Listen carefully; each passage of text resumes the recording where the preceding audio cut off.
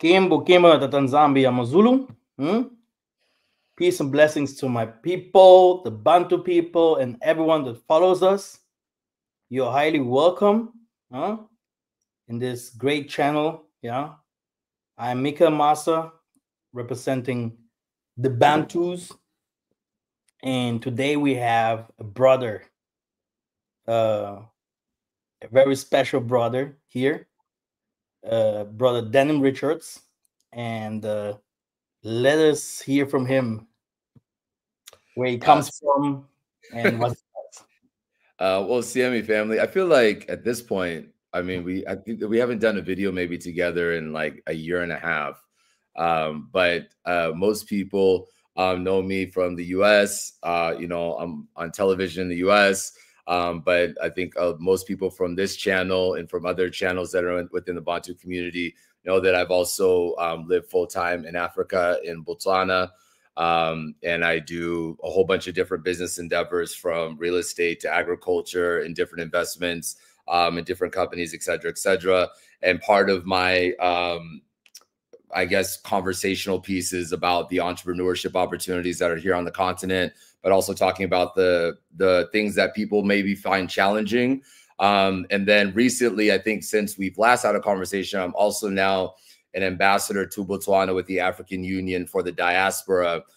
So I'm known as the representative for Botswana, not only here in Africa, but also in the diaspora, promoting all the different opportunities that are specifically here in Botswana. And then as far as when it comes to entertainment, I represent the entire continent of Africa to the diaspora as well. So it's been a busy and very eventful last year and a half, I think, at least since I've been on here with you, Brother Massa. So it's a pleasure to be able to be back. All praises. Brother Denim, if this message that we spread wouldn't be true, do you think that we could make it so far? Okay. Of course not, but I think that everybody is looking for truth without having to do any works, right? This is the whole faith without works is dead. And I think I was actually in a conversation the other day, specifically talking about this, where there's only so much you can do watching something on YouTube, hearing about Africa, learning about Africa, seeing everybody else, because, they're not always seeing, when you come and do these YouTube videos, maybe you're doing them for an hour or for 2 hours. That's 5 or 10% of your entire day. Right. And maybe you only do them like once or twice a week. And so nobody sees all of the things that are happening while you're not shooting. And so there's a lot of bandwidth. There's a lot of work that is required. But you can see the pieces if you're just looking at it for the last 5 years since I've repatriated back to the continent, how quickly you can see kind of biblical prophecy happening. You can see all these other nations cramming in to get into the continent. You can also see almost a different stress level from the diaspora, really trying to figure out, now we know that we do want to leave, but now they don't know where they're supposed to go. And so I think that, for us, those that were here, you are here much further than all of us, really, talking and speaking and teaching. And so hopefully we'll be able to be a bellwether for those that want to come over. But those that are serious about coming over, because, it's really challenging oftentimes because we're running businesses, or if you have a family, if you have this, and then people want to stop and ask you these questions and you want to answer, but you really only want to be answering questions with people that actually are truly interested in actually making the move. And at the bare minimum, you should be at least taking a trip over here, during the time that you at least have off. Maybe you only have 2 weeks off every year, but instead of going on the vacation in the state or going to Europe or whatever it is, maybe you say, maybe I'll go to Southern Africa for 2 weeks and I can go to 2 or 3 countries and I can kind of do reconnaissance. So I think that's what I'm more in a position of now, is about, like, we've done so much talking. What are the actionable items? And then for those of us that are speaking, we now need to begin to speak about the things that we've been doing so that people can actually see, okay, well, they're actually up there doing more than just talking on YouTube. All praises. You mentioned very, very good things, especially if it comes to not talking and doing something, right? Like at the moment, I'm speaking of very, very clear and loud about our spirituality, right? Yes. Which was very, very well hidden through ritual practices and really doing it, and not only saying it, oh yeah, I practice spirituality. Now I show you what kind of spirituality must be practiced, and you should also practice. Okay, that's also something, you know, people really say a lot, but they do less. 100%. And I mean, this is the year that we're in, right? I think this is the year where people are looking for a different level of revelation. And I think that when you realize that you have to save yourself before the Most High is going to come and intervene with the Mwanda and Semi to do to make the movement, that we have to know that there's energy, right? And you're talking about the spirituality. So much of the spirituality, the things that you're teaching, so much of that is about the energy that you're generating from the universe. And so therefore you must be in movement in order to have any type of connection, right? And there's no movement if you're just, there's no connection if you're just sitting there doing nothing. So I think that everything that you're saying, and I think that also applies into business, that applies to your personal relationships, that applies to everything, that it requires energy generation in order to pull from the universe. And then you become a conductor for that energy that you're getting from the universe and from the Most High. Yeah, we call it Tsaku Panzunzinga, which means spirituality, intelligence or science, and politics. Yeah? And these are the 3 pillars, yeah, which gives us Funza, which is the spiritual ancestral world. Yeah? It means our ancestors, they are with us. They are behind our projects. They are behind our rituals. They are behind our teachings and behind our prayers. And we should not always think that, oh yeah, our African project or our Black people project does not work.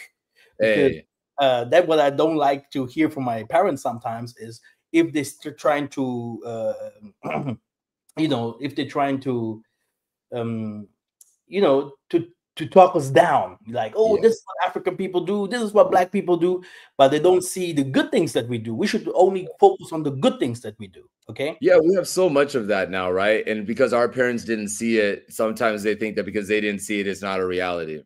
Exactly. They try always to compare us with white people. They're forgetting the history, what really happened between us, and how they made it so far. Okay. And what kind of rituals they do, what kind of process they went through by building their homes, their buildings, their homes again, the political system, and where it came from. Okay. So we have to go back, like you, States. You came straight from the States. You are you are an actor. Yeah, you are a professional actor. Maybe the most of the people do not know who you are. You can explain a little bit about how. Here, I have the question. I even wrote about. I have here. This is here. What inspired you to get involved in projects that empower Africa and the diaspora? Well, I mean, it's a spiritual calling, you know. For me personally, you know, I think I have been following, and this is, like I said, this is our 3rd year of actually connecting. And I remember I just kind of like cold called you out of nowhere and was like just so excited to finally have talked to you, because before then I had been watching your videos for like 3 years. But I really felt like it was the Most High that was like, it's time for you to come back. You know, most people know me from a television series in the United States called Yellowstone. That's where most people know me. I've done a lot of other projects, but it's the #1 show in the world. So that's usually what people recognize you from.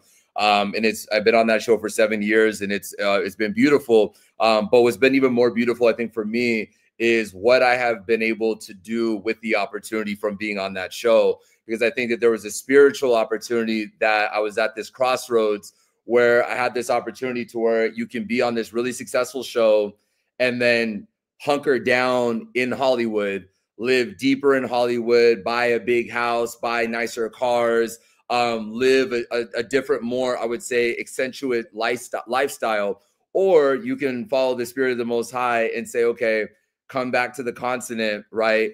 Put your roots in and see what you're able to do here on the continent. And so ultimately, it was never about wanting people to say like, oh, look at me, look at how great I am, this, that, and the third. It was wanting to sit there and really just be obedient, but also knowing the fact of like, it's scary, it's frustrating. And I mean, obviously, as you know, it could be a very lonely road and a very lonely journey, because, you know, you don't always have people. You always have people that you can talk to, but you don't always have people that you can talk to that are also walking on the same journey, doing the actionable things, right? It's one thing to sit there and say like, hey, how do you do this business, da, da, da, da, da. But if they've never even been to Africa, the information that you guys are going to be talking about is going to be so different, because sometimes the way the business is done in Africa is not the same way that it is in Germany or the way that it is in the United States, et cetera, et cetera. So there's a level of patience, there's a level of endurance.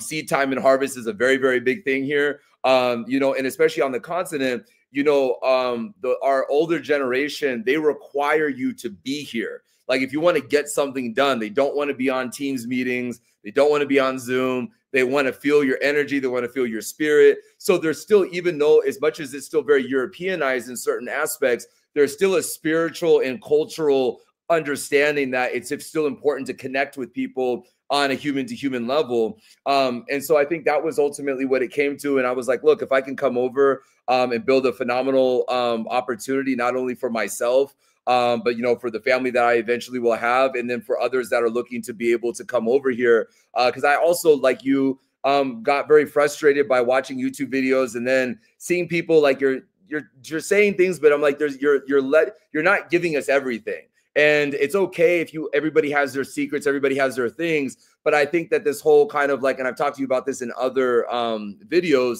this whole thing of like, oh, come to Ghana and for $1,000, you'll buy 4 hectares of land or whatever. And then you'll get a title deed and you'll get this. And it's like, most of Ghana doesn't even give title deeds, right? They give 50 or 99-year leases. It's tribal land leases, right? But it's like, if you don't know that, right? Like, you don't even know the questions to ask because you just don't know. So I also wanted to do this and also be able to say, like, look, I shouldn't take advantage of you. I can't take advantage of you. I'm also a public figure. So if you ever have a bad experience of me, it's really hard. It's really easy to be able for people to know who I am, and then trash me online, which doesn't bode well for the other side of my business in my entertainment career.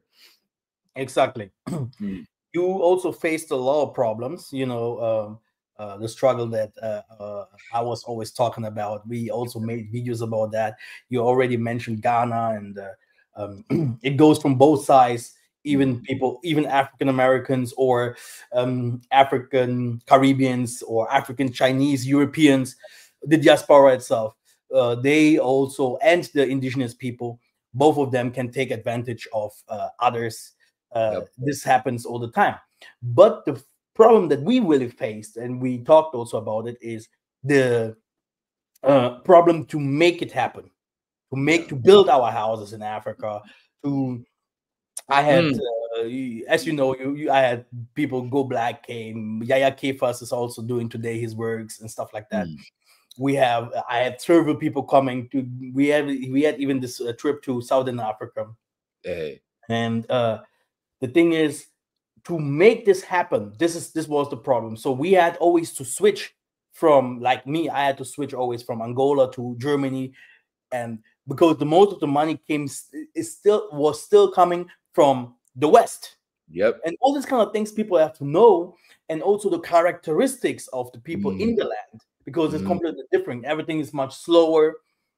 The government, like you are now working with the government. I know how hard it was for you to meet the president in Botswana and all this, you know, to make it happen. And you know, I had this people coming to my place, people like Go Black and all of them, and they saw, oh, this man is stable and he's fine. And how was it for you before we enter into that, what you were really actually doing? Yeah, no, I mean, I think it was an interesting opportunity. I'm always very fearful of ever saying the word challenge, because I don't look at it anything as really a negative as much as it's an opportunity. But there was things where it was like, you know, you're here, and now you want to get something done. Like, right, like you're talking about something about like people coming to go on a trip. I'm coming to Angola. I'm coming to South Africa. I want to see. And that's great, and everybody should do it. I was just talking about how people should do that. But there's a major difference in a country, between a country you are visiting for a vacation or from the country that you're looking to live in, right? Because the country that you're going to vacation in, your chances are you're like, hey, we're going to go out to eat every single night, and we're staying at a hotel, and we're staying at this. But once you decide, hey, this is the country that I want to like live in and build something in and buy land and start businesses, that is an entirely different country, right? So there's like two sides to every country, right? There's a country that you're going to vacation into, and then there's a country that you're looking to live in. And those two oftentimes are not the same countries, right? And so often for me, it was like when it finally came time for me to sit there and go, okay, look, now I want to buy land, and now that I want to do this and do that, it was a struggle, because I was like, am I even doing this right? Well, I know we'll get into the building conversation. I actually, just a couple months ago, I bought a farm, and we built a farmhouse on it, and we'll get into the details later. But nonetheless, you end up taking over the project because sometimes you what we say in the West, you kiss a lot of frogs, right? Like you're gonna have to go through some trials and tribulations before you get to the one. And what I've seen on YouTube, at least, is that there's a lot of people from the diaspora that come over, and when something doesn't work out the first time, they're ready to smash the country. They're ready to smash the initiative. They're smashing Pan-Africanism. They're killing the whole agenda, the whole initiative of wanting people to come over here because they had a bad experience or two, or the first 6 years. Yeah. The last year I had some elders coming, the Tokos youth, that they were also created not a long time ago. The Bantu Tokos youth, they had also some people coming, and I came with my people by myself, because I'm a Tokwis, but I'm not involved in church. Hey. So we went to the north of Angola and all this. And it was very good. It was so full. People came from everywhere, from the four corners of the earth to this event, right? And so the Tokos youth, they had some elders with them and some white people as well. And the Tokos church, they tried to convert these white people to pastors in front of people and all these kind of things. And the black people, the black people, retired elders and all them, I'm gonna have them also here on the show to testify what happened. They started to say, how can you just from nothing make us pastors and all these kind of things, because they were surprised. But at the end, they came with me. They was with me, and they said, hey, this churches that didn't show us everything that you are showing us right now, because I'm a younger. And let's try to show them also another aspect of Angola. Right. But what shocked me is that the elders, they were like, oh, now we didn't like that Angola that much, because we thought it's more westernized, because I was showing it. Then I had to show them now the western part of Africa, of Angola. Yes. So that's also something that many people do not know, that Africa it's not the West. Right. You can go all over Africa. Everywhere in Africa, you will always have the African part and the Western part. Yes, everywhere in Africa, and this is very, very important also to people to know. There are some people that came, they love the African side of Africa, and there are some people that came, they say, no, we want the Western part of Africa. We want the Western part, yeah, and that's the thing, right? It's like, what are you coming over here for? And me personally, I believe that if your spirit hasn't really called you to be here, that you're not going to last. Because this is I was actually talking to one of my friends about this thing as well the other day, and it was interesting because it was like, you have to be able to come and be like fully committed, right, to being here and to seeing this through and going on the journey and figuring out for every trial and tribulation, you have to look at it as an opportunity. And you have to look at that as a way to problem solve. Africa is not a turnkey house, right? So it's not, hey, I'm just going to go to the US and I'm going to go to a suburb and then I'm going to see a house and then I'm going to turn the key and everything is done. Africa is still in the which is great. If it actually for entrepreneurs for the future, for those that are going to be able to have massive wealth, massive influence and stuff like that around the world. This is the 144,000, brother. The 144,000. There will be black wealthy people. They will rule the world, brother. Elon Musk is complaining already. He's coming with racist salutes and everything because they know. They already exactly. They know we don't need them no more. Simon Tobel said it very clear. Everything will be done in Africa.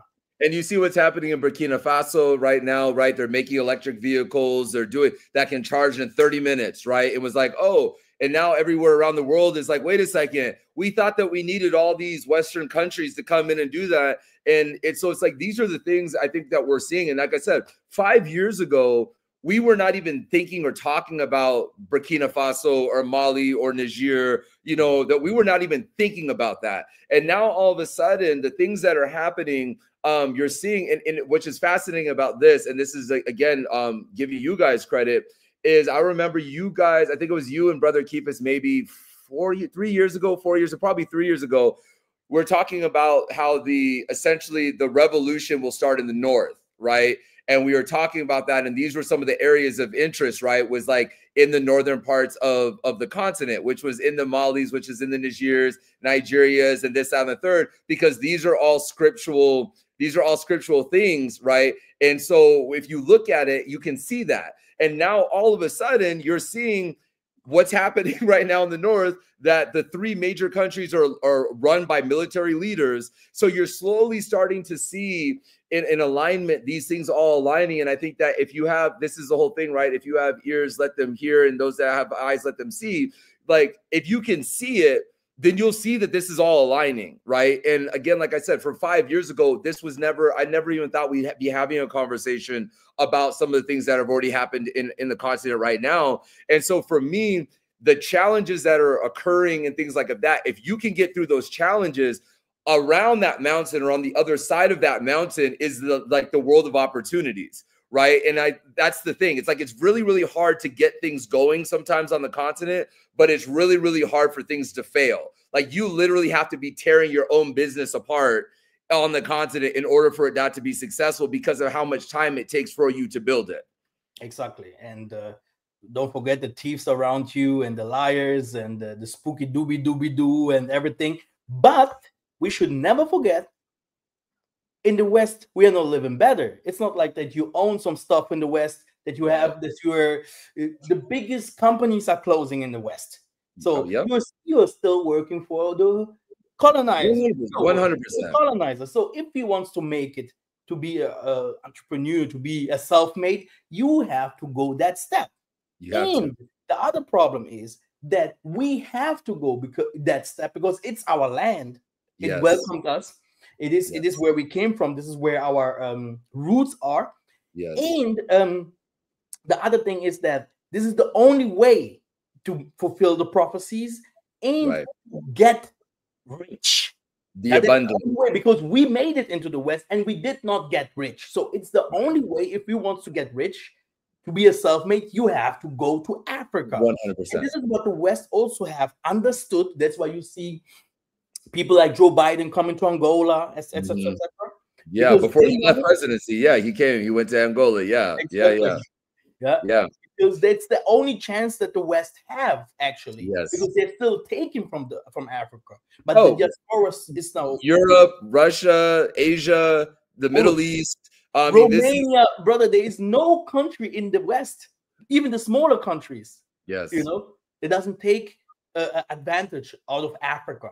They need it. And we are working here 24 hours, 24/7.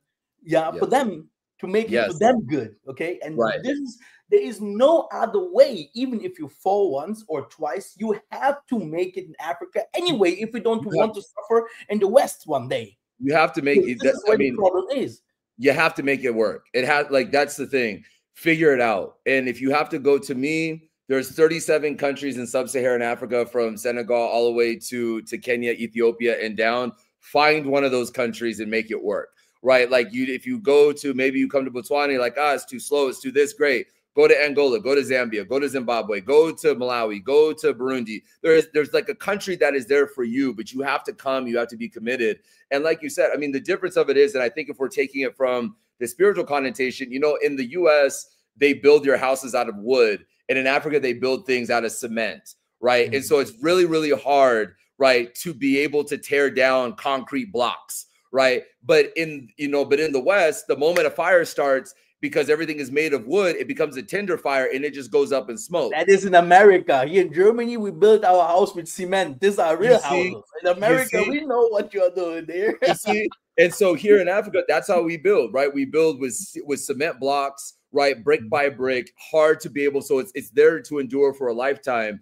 And so I think that it's the same way that we have to come. We have to be willing to work brick by brick, but we also have to be very realistic about what it is that you want to do, right? Because we're talking about the entrepreneur of being able to be a self-made entrepreneur. Like, I think you're in agriculture. I'm also in agriculture as well, you know, and that's a very, very lucrative business, but it's a very expensive business to run and to operate, right? Because a lot of people, they think, oh, I just go like you're thinking like a garden, right? Like, I think when you see agriculture, people are thinking like, oh yeah, I have a garden in my backyard. And you're not thinking because you could just grab a hose and go like this. It's like, no, no, no. When you have several hectares of land, you have to have a borehole and, you know, irrigation drip systems and fertilizers and this and that and X amount of seeds. And then you have to have a market for yourself, because you may sit there and say, oh, well, we're growing 7,000, 8,000 tomatoes. And that could be amazing to look at. But then when the tomatoes are ready to be fruiting and they're ready to be harvested, where are those tomatoes going? Do you have a market for those tomatoes, right? Otherwise, it's going to happen to what happens in Zimbabwe, where there's over 100,000 tons of tomatoes that get thrown away every single year because there's no manufacturing processing plants there. So I think that this is an opportunity for those in the diaspora that are looking for true wealth creation, for true generational wealth creation, because the entire world, as you've said, and we've been saying, I mean, it's biblical prophecy from the book of Isaiah on. We talk about this, it goes on and on and on. The only way to be able to actually live and essentially not be a slave in the next generation or in that next era is to be able to be here and make it work. Otherwise, there's no system that's being created around the world that is not a slave or a caste system. Right? They're building 15-minute smart cities. They're telling you that you need to give up your car. They're talking about your carbon footprint. They're talking about smart meters. Everything is about a controlled environment to get you smaller and smaller into a cage of control, technology and this, that, and the third, digital currencies, all these other things, making them sexy so that everybody opts into it because it's the sexy thing to do. But then all of a sudden, when you've gone all in on that and they decide to hit a kill switch, everything is done. So I think that this is an opportunity, you know, and I think that you have to come over. You have to be realistic. Hopefully, if you have a job over there that is able to allow you to pay you in pounds or in euros or in dollars, you're able to take that money and do bigger and greater things here. Because if you're making money in the rand or in the shilling or in the pula, it's going to take a lot longer, right? But I think that that's ultimately what we really want to be promoting right now, is saying, like, if you're looking at freedom in the future, if you want to be a part of that quote unquote biblical prophecy, if you want to have opportunities for generational wealth, there's only one place in the entire world that you should be looking at, and that's Africa. Exactly. And we can also see that the West actually stood up, like the prophecy also had said, that they will fight each other, later Muslims and Christians, and at least they will also fight us, yeah, which means putting us in jails and etc., etc. And we can see that racism has increased in pollution. People still coming from everywhere. We see that everything became more expensive. Yeah, the West is super expensive, super duper expensive. Oh my gosh, yes. And that everything has changed over the 3 years, brother. Many things changed. Everything has changed. Everything has changed. I mean, how expensive it is for people to do anything. You know, I'm very blessed to do whatever, to do what I do. It's been a lot of work, and I had a lot of times, I mean, I had years where I was sleeping in my car and had been evicted from apartments and things of that nature because I didn't have any money while I was pursuing this entertainment career. And so I've been very blessed and fortunate. But when I spend time in the US to do work, I go around to, I mean, like in New York City, sometimes when I have to go and do work there, I mean, it's almost impossible to go the entire day without spending $200 or $300 in New York City. It's just so expensive just to do anything, right? And so it's like, and that's with just you being by yourself. Imagine if you're with yourself or with a family, and now they want to go to shows, or they want to go to basketball games, they want to do all these other things. Like, it is so expensive to do anything. And I think that for me, the reality comes is like, is that really what you call a life? And I think that what we need to do is begin to have a deeper introspection of ourselves and our families, and really sit there and go, what is the life that we're ultimately looking to create? It, like, really, right? Because I think for so long, we have been force-fed through westernized media that there's a certain life that everybody is supposed to be running after, right? And it's this being a CEO of this company and having the white picket fence house and having the this and having the that. And I think now people are starting to see, like, that doesn't really seem like something that I really want. Like, what is the benefit of that? In the same way that they were saying, oh, go to a 4-year university and go and get an $80,000 or $150,000 in debt or whatever. And now people are like, why would I do that? And I can just go and take a couple master classes online and pay like $200, right? Like, the value now, I think, is so different, you know. And I have a friend who's from Cameroon who got his dental. He's a dentist in the US. And I had asked him a couple months ago, I was like, bro, when are you going to move back to Cameroon and open up your dental practice in Cameroon? And he was like, as soon as I'm done paying off my debt for dental school. And I was like, well, how much can your debt be for, like, being a dentist? Like, for a dentist, he was like, it's close to $200,000, right? Like, 200,000 is like, it's the one of the most expensive practices, even more expensive than being a lawyer, right? And so it's like, so imagine how long he's now feeling like he has to stay in the US to pay off $200,000 plus interest. And of course he wants to move back to Africa, but now he's trapped, right? And that's that debt trap that they get you on. And they're coming now with this debt trap. Yes. Because everyone that has debt will not be able to travel. This will be the next move, but people don't know that. Yes, this 100%. will be the next move. If you 100%. own something, you are trapped. I was 100%. telling people, there are some people, I don't want even to name them, they bought $1 million houses in Germany and all those places. Like the Hebrew Israelites were doing a long time ago, right? Right. Because they had a YouTube channel buying stuff. I told them not to do that. Because I told you, you don't know if you want to stay in the West or what will happen to the West. You don't know, you know. And with this money, you know, $1 million debt, and you are going to move forward and just giving them 400,000 straight, and then paying step by step. You can build a lot. You know, you can do a lot. Oh my gosh! Right? Oh and you know, so yeah, Denim. You remember that I'm doing this work 11 years. And the first thing that I was teaching is agriculture. Agriculture here, agriculture there. I know some people that also used to watch my channel. They went to Canada to do agriculture, or they're in America somewhere. It's not the same. It's not the same. And we always talked about agriculture, Airbnbs, you know, places where people can stay. Yeah. And definitely also factories. Yeah. Factories. Yeah. There's you can go to Alibaba, there are different kinds of machines, you know, and everything is needed. And everything is needed. What did you do? Yeah. And during this time, because you know, when I was talking about that, many people went to Africa, to Kenya, and all those places. We had a lot of we spent a lot of time with people, talking to people from different kind of places. There you have people like Ron Dalton doing this kind of things. You had people like Go Black. You know, time before they didn't do. They just did that shit. They YouTube, but we went already. We are one of the first people that came to Africa to do this stuff. I'm now 7 years in Africa, and 8 years in Africa, and pushing. You know, and what have you reached during this time? Man, all praises. We've been really pushing. We've been pushing very aggressively.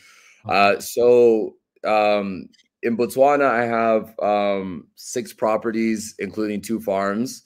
And so I just finished, actually last week, our second 5-unit apartment complex, where essentially what I mean by that is we buy land, and then from the ground up, from the bush, debush it, and then build apartments on there. So we just finished our our second one. So now I'm up to 10 units, 10 doors for that.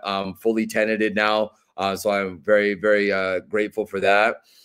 So one of my biggest things is real estate, right? So I love real estate. There's some people that love cars, watches, and this, that, and third. Like I love land because I'm like, that's the only thing that they're not making anything more of. That's the one thing that they can't grow. That's the one thing that they can't put in a 3D printer and just create. And I believe thoroughly, especially when you're looking through the lens of Botswana. Botswana right now is ranked, I think, like the #1 most expensive country in Africa right now on a lot of these different African indexes because of the massive influx of people that are already moving in. And I think that our property market is very close to what South Africa is, where it's like going up between 12 and 15% every single year in real estate. Africa is expensive. It's like, it is not. So like people that are, you know the difference. If you were here 7 years ago, 8 years ago, if you didn't buy in like certain locations, if you didn't buy in that location 7 or 8 years ago, you can't afford to buy in that location now. Like it's gone, right? And this is nice that you said that. And you will not be able to buy it in the coming years. It's impossible for you to go to Africa. You can have your 30,000, 40,000. Yeah, because this is why I'm laughing at people. If they come, oh, Massa, look, I want to build this and this. I'm like, come on, I have 2 houses there. Yeah, I have 2 houses. And one of the houses still now is not finished. I'm waiting for Yaya Denim to give the cash. You know? Okay. Look, you're saying no, but what you're saying is so true. Like, guys, you cannot. It's crazy to build in Africa. They steal the material. They come with low what is this? The quality, like the quality exactly. With low quality, they buy stuff that you don't want because you want things to hold longer. Yeah, it's called I want things to last, right? Companies come, then just disappear, and things. All that happens. This is crazy. It's crazy to work in Africa. So I'll tell you. So I bought a farm a couple months ago, and one of the first things I wanted to do once I bought this farm was I immediately wanted to put a farmhouse on it because I was like, well, it doesn't make any sense. Finally, you have this great farm because I have another farm, but it's completely not developed yet, right? But it's right on the road and it's connecting these 2 villages right off of a major highway. And so I bought that maybe 3 years ago. It's about 8 hectares. So it's about 15, 16 acres, completely underdeveloped. But I believe in the next couple of years, because they're doing so much, they've already put electricity and they've charred the road in the last couple of years. So what I'm actually going to be doing is I'm holding it because eventually I want them to lease it for a petrol station because it's right on the road. So I'm just not even going to do any development on this one.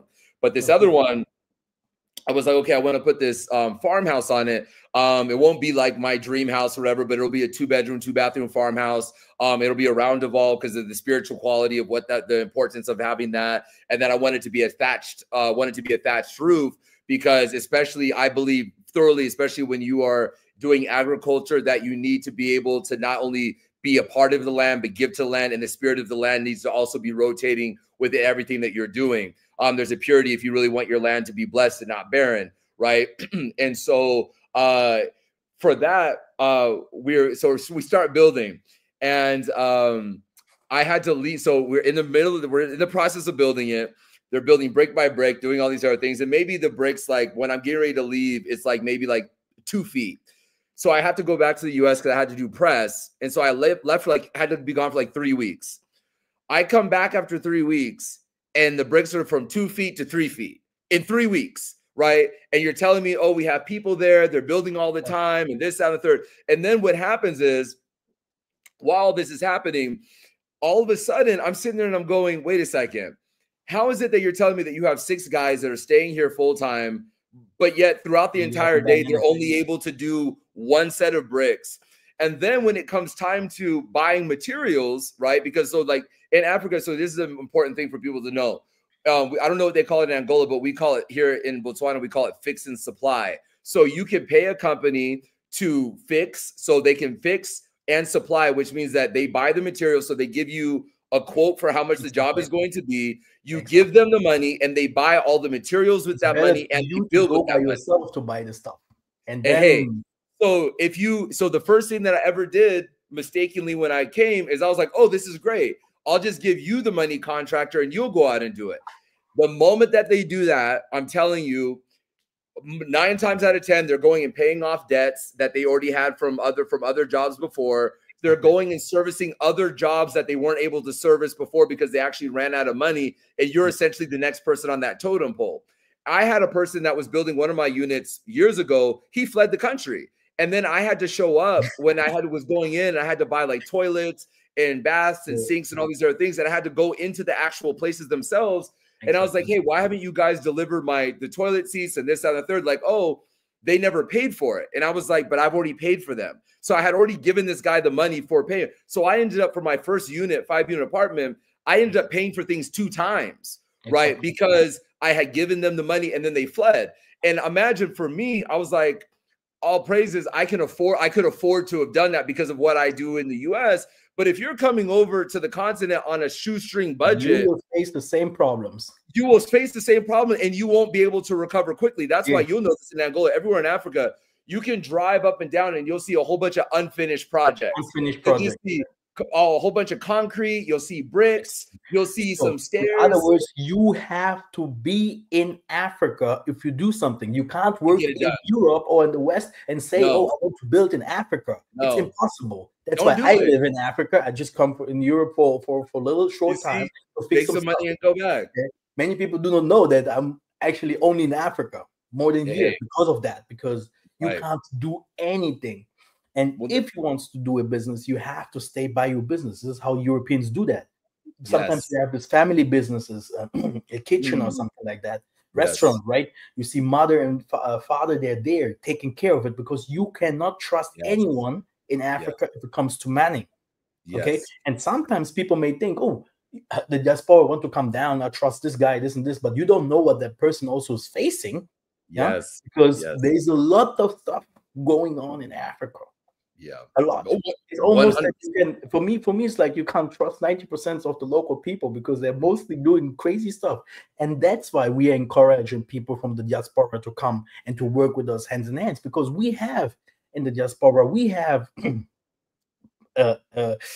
police officers, people that worked in constructions.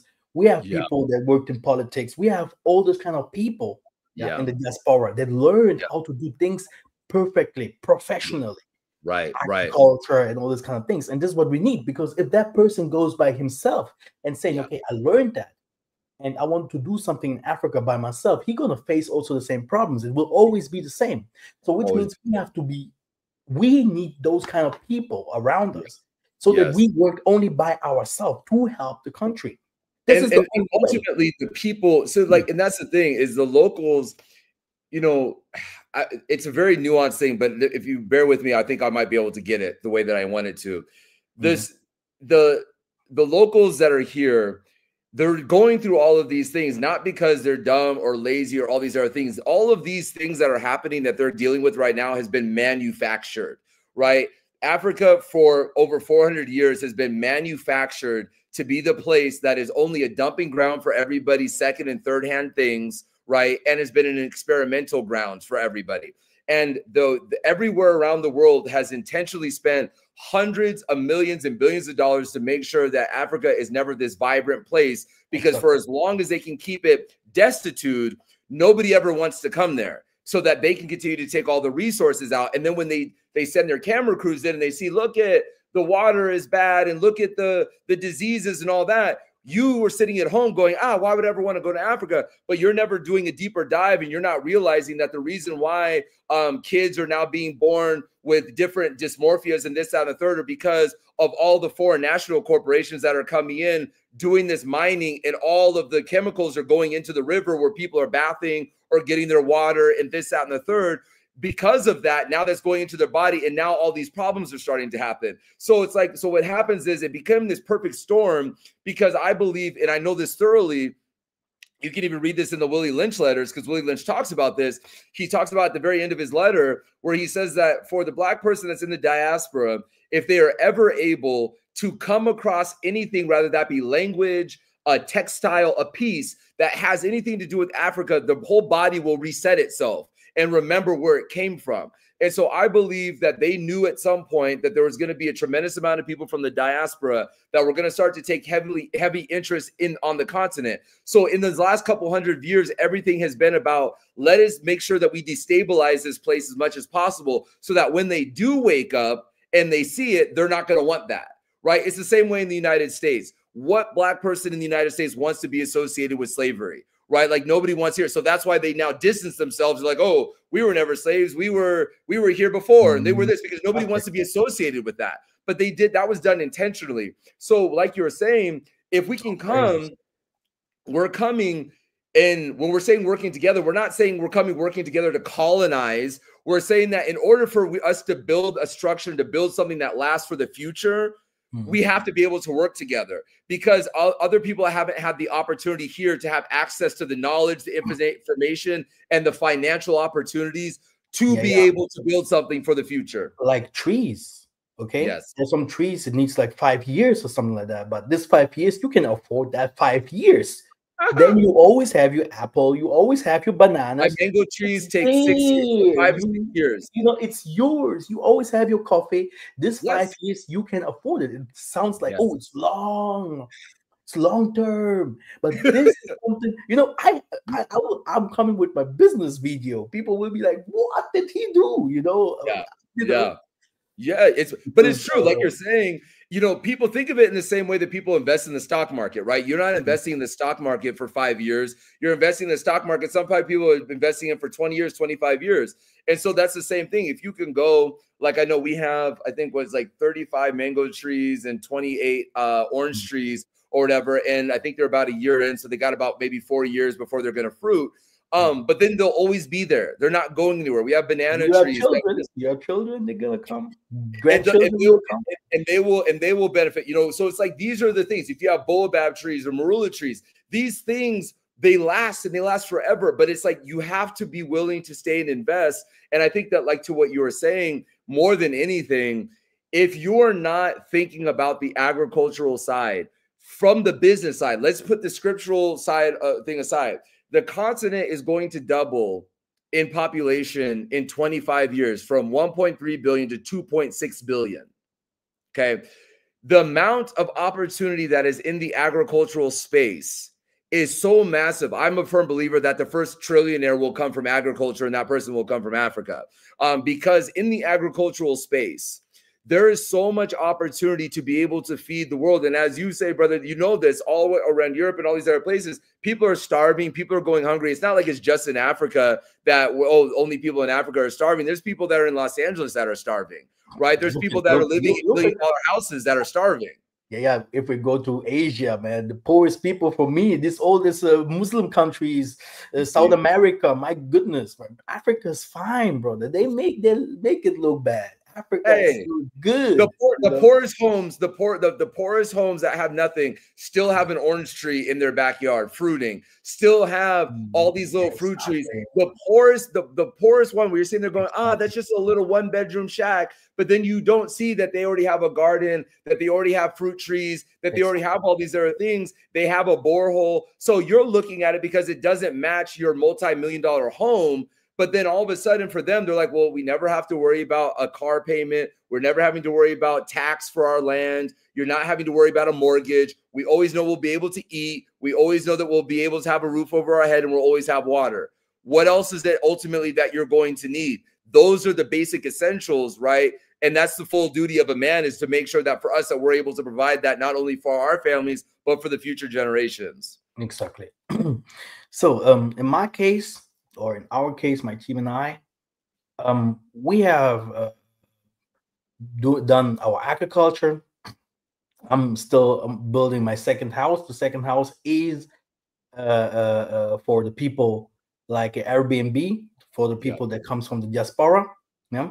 So you can check this out. Yeah. If you're going to come to Angola, you're going to stay in my residence. And we are still looking for funds to build the roof.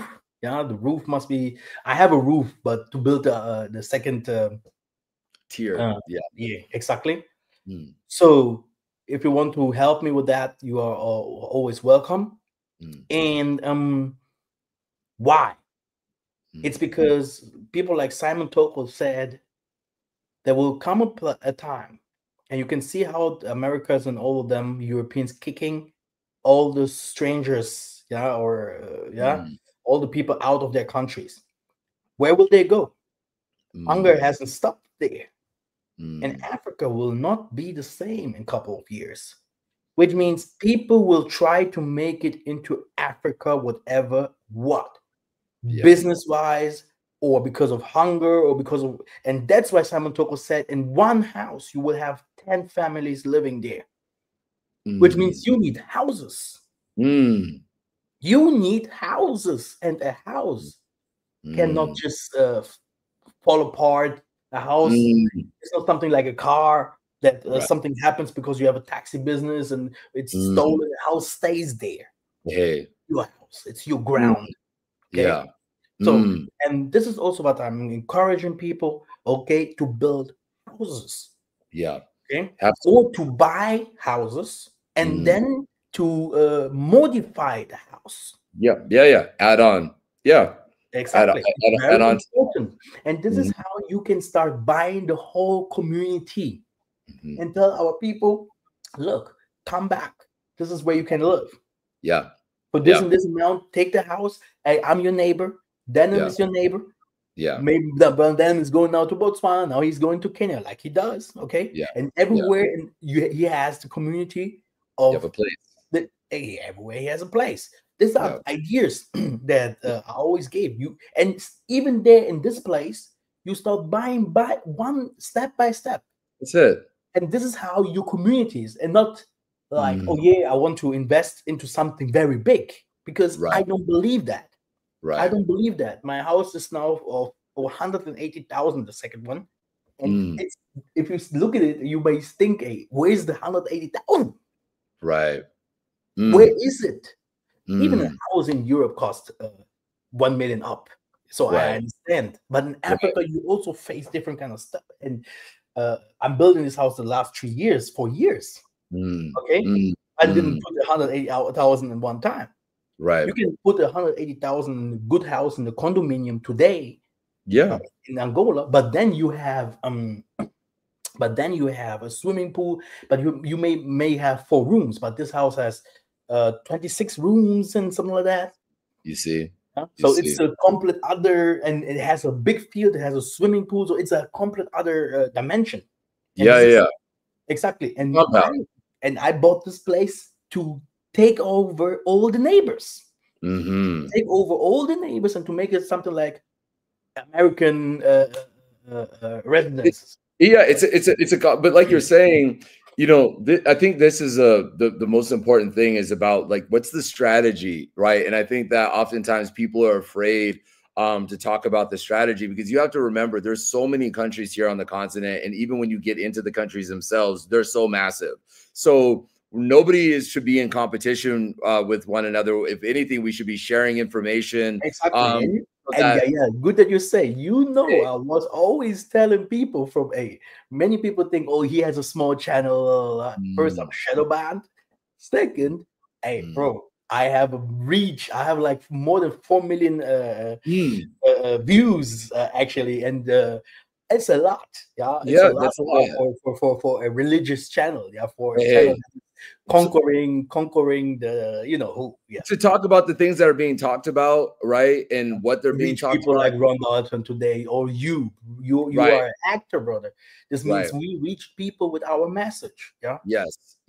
And that's, and I think that's the thing, is the message is getting reached. And I think that now we're at, everybody should be, and I think the hope is, even for people that are watching this, that it does lead them to a much greater sense of, okay, what can I do? Because it's like, even if you come over here right now and you just buy land, you don't have to finish the house right now, right? Like, it's just having something, because again, you know, Africa, every day, Africa is just getting more expensive, right? Like there is no cheaper version of Africa coming in. It will be even more expensive if we go to BRICS. This is where Africa will become so expensive. This is what I always said. It's hard to have a feet in Africa, especially now. People like us, we have done it for years. We bought some stuff. Yeah. but it's hard. You will not get land under 30,000. Oh Okay. my. Oh, absolutely not. No, there's Okay, if like someone comes and starts to tell you some stuff, oh yeah, I will build whatever, what, okay, that's you nice. have to go to over $1 million something dollars that you must Look, have. let's be very realistic about what you're saying. Okay, number one, here's the thing. So let's say that for an example, somebody is telling you, hey, there's a piece of land here and it's $20,000. Let's just say that. Okay, number one, how big is the land? Great. Number two, you yourself have to be like, what do I want to build on that land, right? Because what you thirdly have to understand is how far away from that land, how far away is this land from everywhere else in the world, right? Is how far away is it from the city? Now, why does that matter? Because you may sit there and go, oh, but I want something that's out there. True. But now what happens is, let's say that that land is available for 20,000. But now all of a sudden you're like, oh, but I want to build what Mikhael Massa is talking about. I want to build this 15-person home or 26-person home. Da, da, da. Now all of a sudden it's like, how do you know how expensive it's going to be for you to get materials? How are you going to build? Is there water there? Right? Do you know? Can you build a borehole? Right? Is there electricity? If there's not electricity, what is the solar opportunities there? Like, there's certain things that one has to be able to consider. And I would say this because imagine for me, I've been doing this now for 5 years. And like I said, I've gone through the process, so I can be very transparent about all these different things where I sit there now and go like, look, if there's one thing that I can say, you're coming to the continent and you're saying, hey, I want to buy land because somebody on YouTube says I should buy land. You should go to land. You should bring your land surveyor with you, bring a land surveyor, right? And bring a water surveyor with you to the land as well, so that they can tell you if there's actually water that exists in the underground. Because sometimes you'll find out, hey, there is water, but you have to dig 22 meters down into the ground. And to dig 22 meters down to the ground, that's going to cost $20,000. It's completely the wrong way not to buy a house where the city is. You see? Okay. And the city houses are super duper expensive. The land in the city is super duper expensive. If you want to go out of the city, yeah, it's about to do agriculture or something like that. Okay. Yeah. Like me, I want to I want to build a school for the people with the X gene, you know, like a school for elders and everyone to, you know, like the Kimpasi school to train our people in Africa, actually, their spirituality back. Yes. And I'm gonna do it there, up in the north there, and this is for free. You know, this is there. You can't get you will get the land for free because no one wants to build there. Right. Okay? So actually, if you are going out of the city, it's normal that you get a house for $1,000, $2,000. Yeah, because nobody's there. In the city, even just your neighbor, he's gonna tell you, give me 30,000, because he have to go and also go to get another house for expensive in the land. Angola is super expensive. Right. You just you will see a shitty house there, but he looks at the ground. He has a ground there. He knows he has some water there. You know that the electricity gets there. He knows that there is a street. Okay, and he knows how it's expensive.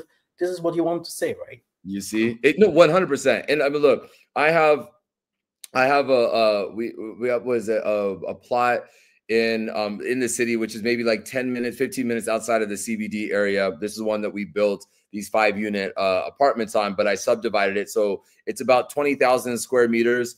And so we subdivided it, one sided for residential and the other side for multi-res.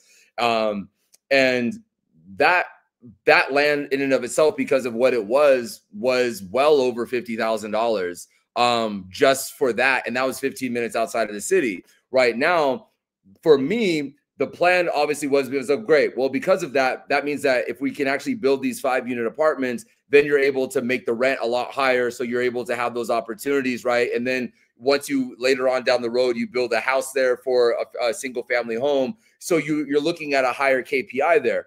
But again, you have to understand, if you're coming over to the continent and you're saying like, maybe I only have $30,000 or $40,000 to be able to build, the chances of that right now is like, it's better for you just to go and buy land and just have the land and sit on it before you try to do anything, or maybe just put maybe a small 1-bachelor room on it, then to sit there and say, oh, I'm going to spend all of my money on land and then not be able to ever develop it because, oh, I was told that I can get land for $5,000, and then you land into the country and then have to travel 7 hours to wherever your land is. And now you're driving and you're like, wait a second, I'm leaving the city.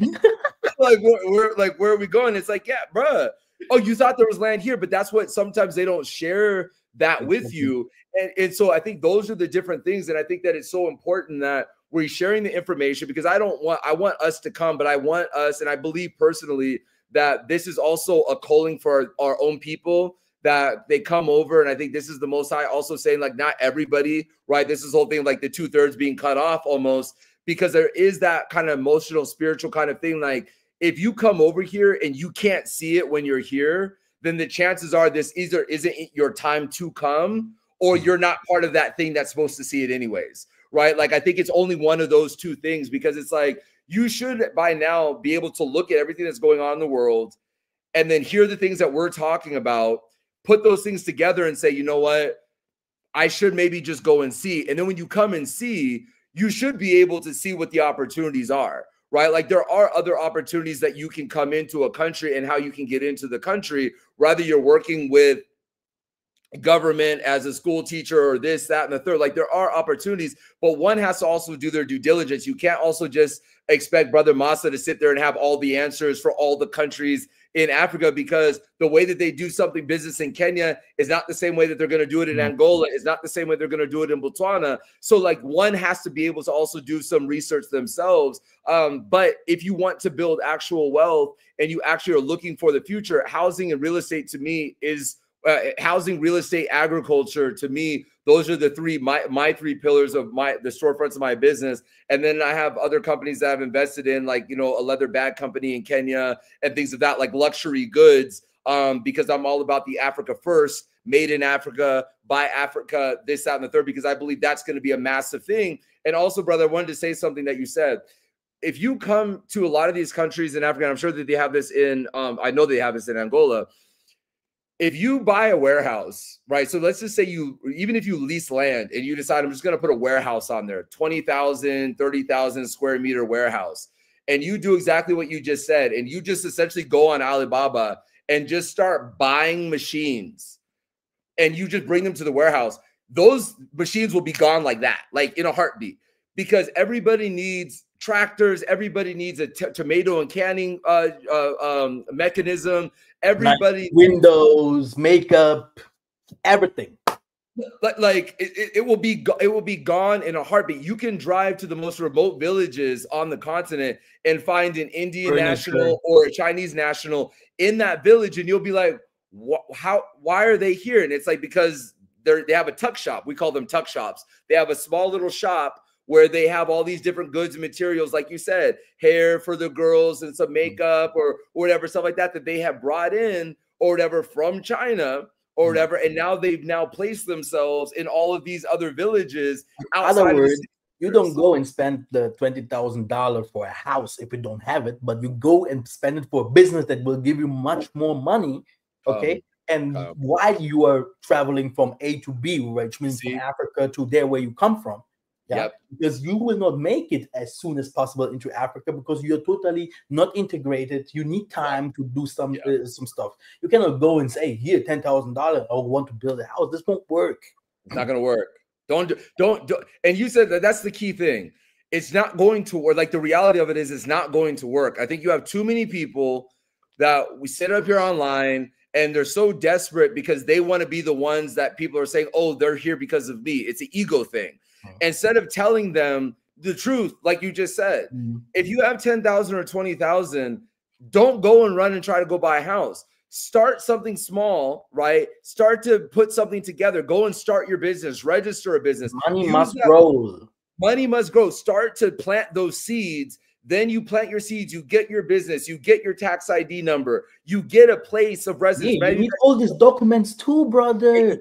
You need the documents. You need to the visa, which means you need your tax ID numbers. You need your visa. You need your business registration. You need a secretary to be able to follow your paperwork. Security. So for me, if I was a person. And I was like, I'm sitting at home and I was like, okay, look, I have maybe it's myself and my partner, or myself and my parents, and we're like, maybe we have $20,000 and we all now want to move to Africa. What would I tell that person? And I would say, well, the best thing is to do is you can come over here. You can easily, in the city, you can easily rent a 5-bedroom house in most of the cities in Africa for about $1,000 a month, like easily. Especially like here in Botswana, you can easily get a 4 or 5-bedroom house for about $1,300 US a month. So you pull that money together, because this is what the Asians, the Indians, and all the Middle Easterns, they all do. Like you even said, Simon Toko said, there'll be 10 families living in one house. So we have to get outside of this arrogance of like, oh, I need to have all of my own space and I need to be away. That time will come. But right now we are in the rolling up our hands, building something so that something can last. We're in that era right now. We're not in our sexy time, in our, oh, this is like us living lavishly. This is us taking all of our resources that we have and pouring them into the land and hoping that the land will bless us, because that's what the Most High said. And so what I would say is you go and you do that, then you take the rest of that money and you begin to get a good person, a good immigration officer, right, at the Home Affairs and stuff like that, to begin to start processing paperwork, right? Then I would go and I would register a business, right? I would register my business, and then I would start to slowly and open up a bank account, because all of that's going to matter when it's time for them to either approve your visa application or not approve your visa application, or to approve your residency or not to approve the residency, because they're going to want to see, hey, what do you have any roots here specifically? Like, is there anything outside of you just coming? So it's like, if you can provide and say like, oh yeah, actually I have a business. Oh yeah, I have a bank account here. Oh yeah, I have a secretary here. Oh, now all of a sudden they're like, okay, you're here in the country. So like, even here in Botswana, what you can't do, like some people will say like, oh, I'll just come and I'll marry somebody in the country. Okay, cool. You can come and marry, you can come and marry somebody here. If you're a guy, come over here and marry one of the women. But when you decide to use that as your immigration, you then have to prove that the woman you married is the one that is financially taking care of you. So if you're coming from the United States, you're coming from Europe, and you're marrying a Botswana, and you're like, oh, I'm going to use her as my gateway into getting residency in the country, by the time it's time for you to go through that application, they're going to need her. They're going to expect her, the local, to provide documentation financially that says that she's the one that's providing for you, because they've already seen that there's a lot of people that are coming into the country, merging and marrying the women of the land so that they can get residency, so that they can start, because locals have different privileges in Africa that you can't have. For an example, in Botswana, somebody that's not a Botswana cannot own a petrol station. So you can't own a Shell gas station. You can't own an engine. That's something that's done for locals only. So what happened was they would get a lot of foreign nationals that would come in, marry the women of the land, and then become citizens by that. And then they would then own these petrol stations, right? So you have to understand exactly what Brother Yahya is saying. If you have that money, there's so many other things that you need to be focused on before you even get concerned about buying land or building a house, because there's all these other things. You may invest money and not even be able to stay in the country because you were focused on all the wrong things. Yeah, Denim, can you tell us what you are doing in Botswana so far, and how do that you also want some people to come, and that you're encouraging people also and giving some tips and ideas about? Yeah, I would love to, for me, obviously, I'd love for people to come and see. Botswana is it's a landlocked country. There's about 2.3 million people in the entire country, over 520,000 hectares of land, but 85% of the country is not developed, not underdeveloped, it's just not developed, right? So there's a lot of opportunity for growth and for scale. So, for me, like I said, I do real estate here, real estate development, also into agriculture. And then on the other side, I do television and film. But the two pillars that I think I would really talk about the most, that I think that is more beneficial for our audience, is the real estate and is the agriculture side. Like I said before, if you look right now, the resources that you can go on to look at Botswana real estate, you can go on like Remax, right? Remax Botswana. You can go on Seif, you can go on Property 24, and you can go on like Pam Golding, and you can type in Botswana, and you can just get a sense from those websites that you can see are all over the world. You can start to get a sense of what the property market value is here in Botswana. And as I said, it's going up every single year because it's a stable country. It has a very, very strong currency. It was ranked as the #1 safest country in all of Africa, the least corrupt in all of Africa. Take that for whatever you believe that to be. But as far as the currency, the pula is stronger than the rand. So I think right now we're about like 13.5 to 1. So for every $1, you get 13.5 pula. So it's a pretty decent exchange rate right now. But so for here, what I would say is if you're interested in real estate, for me, I'm all about the scale and the opportunity. If people want to come and they want to learn and they want to build and they want to say, hey, who can I talk to about real estate? I will help you connect to those people that'll do that. If you come here, I'll show you. Like I had somebody come just the other week.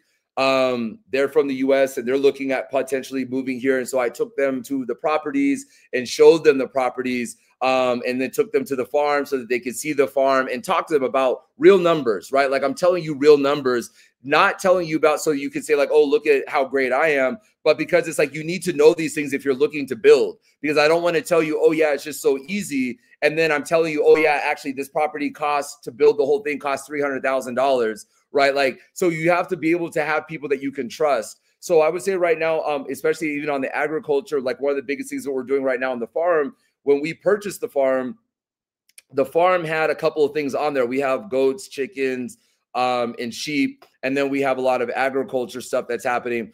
But when we bought it, the farm wasn't developed enough to be able to do something at scale, meaning something to where it was a viable business to sell to grocery stores because there wasn't enough product on the farm already. So we needed to expand that. But it was also too big to just consume for a home, right? Because all the fruits and vegetables and everything would just go to waste. So now we've had to spend a lot of money on the building out infrastructure on the farm itself so that you can grow tomatoes and this and build a warehouse. And then on top of that, you need to have people that are there working that can stay there. So if you have people that are going to stay there at the farm while you're there, you also need to build them accommodations, right? So there's a lot of these different things. Like if you really want, and these are things that if you're sitting at home, you don't know these things, not because you're stupid, just how would you know if you're not here? So for us, I would say like using Brother Massa, myself as a resource, not for our own enrichment, because ultimately we become wealthier the more people that come. Like that's just the reality. Like the benefit for us is the more people that come and our wealth, knowledge transfer, the spiritual transfer of all that, ultimately all that turns into wealth anyways. So for me, I have a vested interest in wanting more people to be able to come this side and giving you the truth. Because if you come, at least when you come, you're actually ready to take action. Because the one thing that I will not do anymore, and I've been doing it for the last couple of years, I can't entertain any more people that just want to come and just want the attention, right? It's like, unless you're actually here to do something and you're actually saying, yes, I'm ready to make the move. I'm ready to start a business. I'm ready to do that. Then, you just keep scrolling through YouTube, right? Because I think that right now it's hard enough, brother, and you can correct me if I'm wrong. It's hard enough to be here and building by yourself when you're doing all this. And then when you're building by yourself and then you have all these other people that want to come in, but they're also not necessarily in a position right now where they want to do that. It's taking you off of your path of being able to build, because now you're taking energy and effort and resources away from something that requires so much energy and pouring it into people or into places and things that ultimately you're not going to bear any fruit.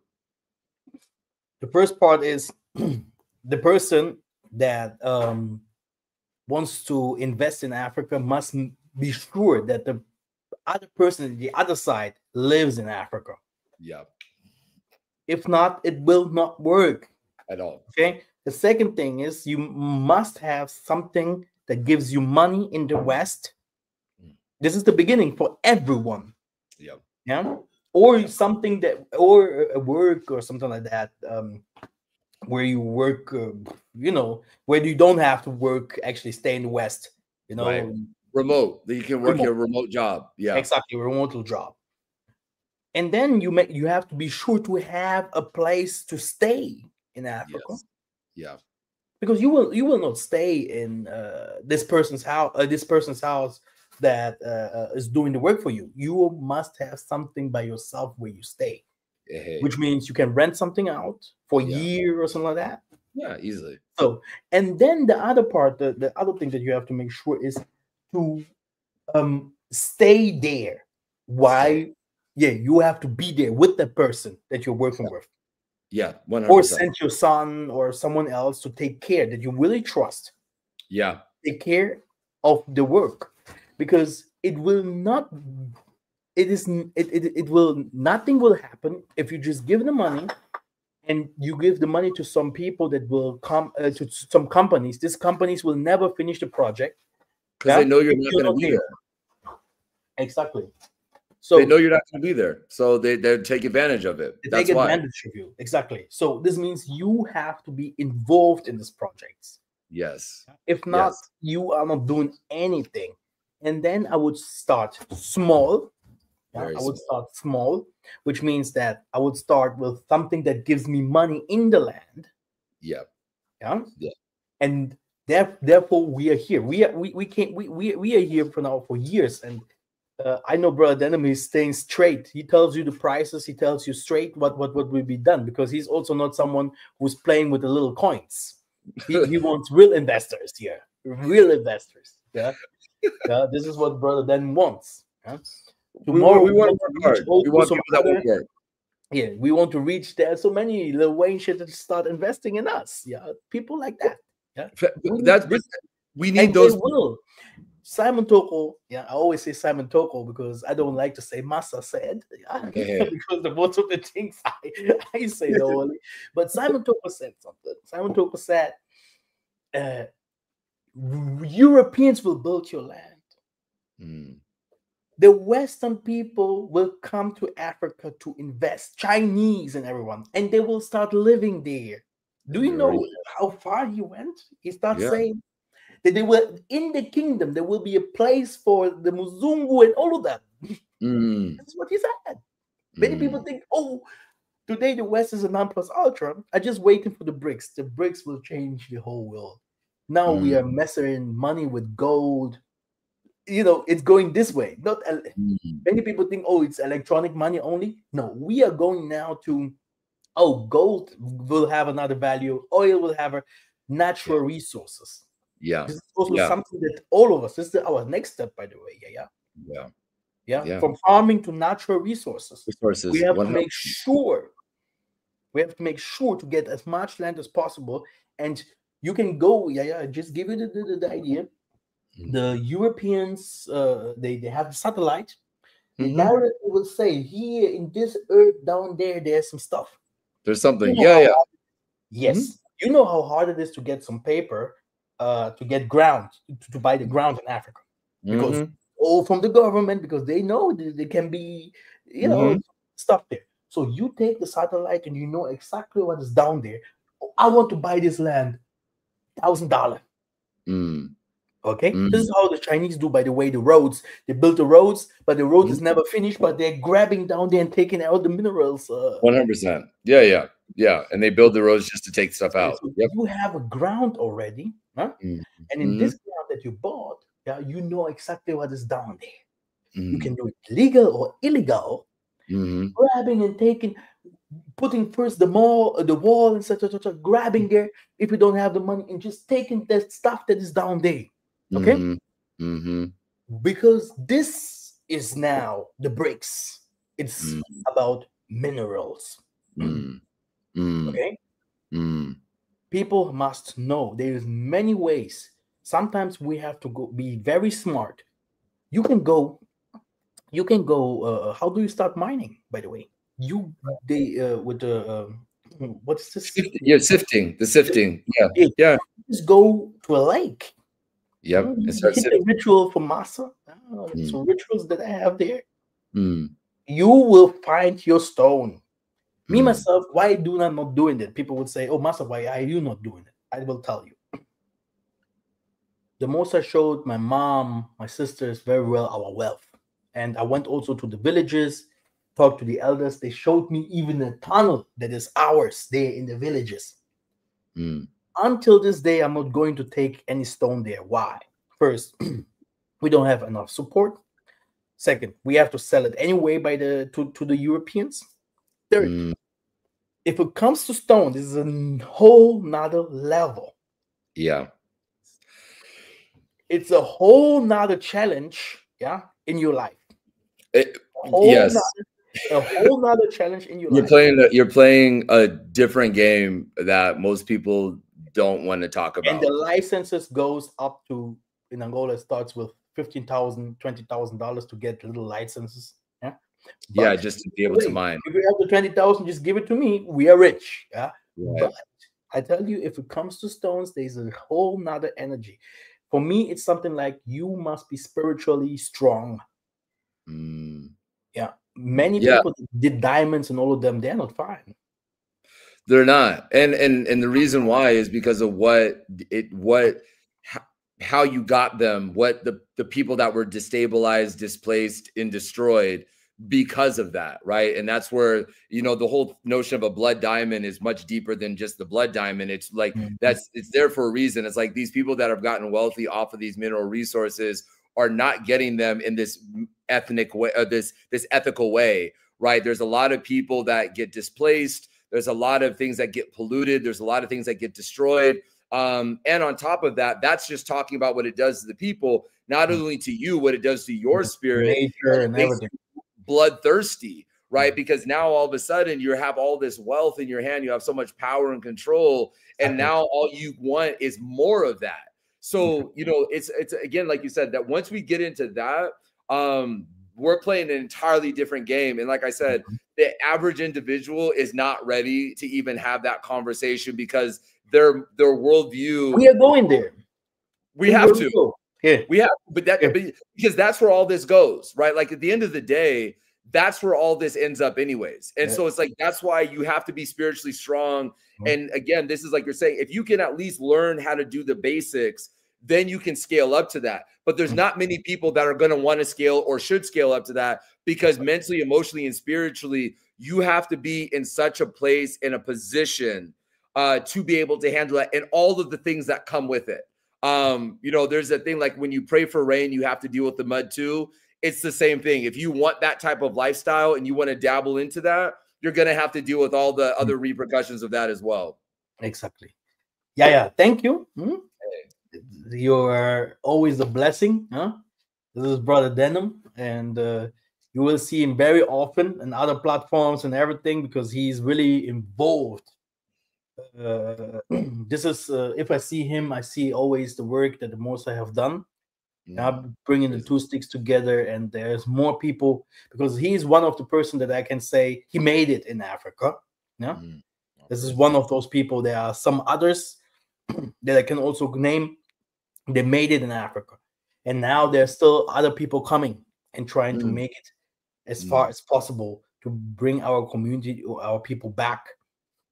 Africa is our home. Africa is not racist at all. Sometimes people say racism. There's one thing that the Europeans never knew. You kick out the black people. Now it will be the Chinese that you hate. You kick out the Chinese. Now it will be the Arabs that you hate. You kick out the Arabs. Now you're gonna hate even your own mother and your brother and your sister, your neighbor, your people. We humans, we don't like you. Cain and Abel, Isaac and Jacob, and stuff. It doesn't fit. Okay, it doesn't fit. This is how humans are. You will always find an enemy somewhere. Oh, where's the next? Who is the next that I can fight? Yeah. So the European, that's why there is a European Union. Okay, that's why it's called United States, UK. Okay, because they united each other because and they had one enemy. It's us. Okay, yeah, it's us. And this is how they could make it so far. Yes, but now it's over. It's over. The time is up. They are now depending on us, and we have to be very smart. And one thing that is very, very important is that according to the prophecies, we will be very, very wealthy. But the Most High is saying you can read your Bible very well, and everyone knows I break the Bible like no one else. I know the scriptures very well. You will see that the Most High say that the poor will be rich and the rich will become poor, and there is a fight going on because of that. This is happening. The middle class crashed. Many companies are crashing. He's kicking out all the people from the government that works there. This will happen worldwide. Okay. So what is he doing with all the money? He wants to go to Mars. Okay. Just to tell you the truth. This is what he wants. These people want trouble here all over the world. Okay. And as much we speak, African presidents will be kicked out. Yeah. And many things will change in Africa as well. Because it says that the truth will set us free. The truth. And as long and more we speak, as more we also work on the things that we say, people will see it goes fast. People will see the differences, the changes in this world. Do you want to say something, Yaya, before we close? No, I feel like I should leave it to you, but I think, all praises. I think more than anything, this is a very interesting time. It's a fascinating time. This is a time to be about what you say. Don't let your ego get into the way, and allow your discernment to be really high, because there are a lot of people that are struggling, and they're looking for people to take advantage of. That's the spirit. It's not them. It's the spirit that's in them that needs something a succubus, something to take from. And so, this is a time to lean on the people that you know and the people that you trust.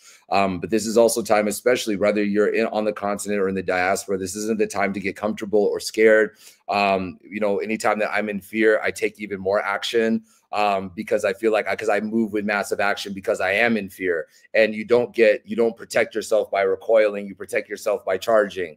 And I think that this is that time, this is the opportunity to move towards our goal and to our destination, and allow the Most High to do what he's there to do. And so again, I think, what brother Massa has been talking about and all these other things, it's a hard journey. It's a lonely road.